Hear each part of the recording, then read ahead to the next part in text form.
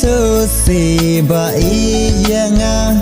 Di daw ayu ba fishem Balay ba village gai na nga Toya to se nga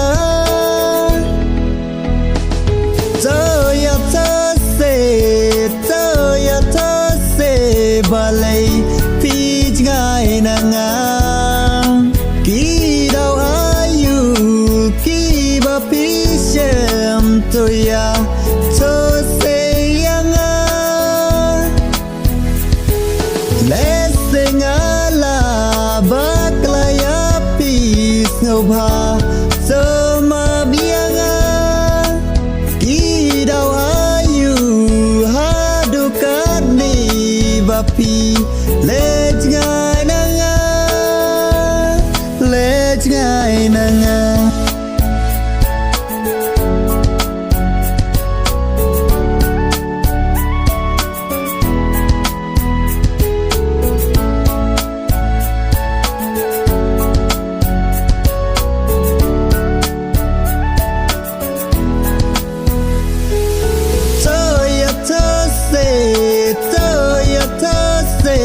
Ki daw ayu ba fishem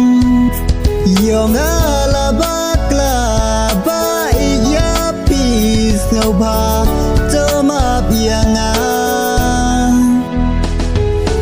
Ki daw balay tung ne pi yang marway ngas gauling Ki daw ayu bangale bakla Balay pim ya to pim nga Ki daw fishem balay nga Pim pen sto to ki jai na nga Toya to se ya to se baieid nga Toya to to jing du na jong nga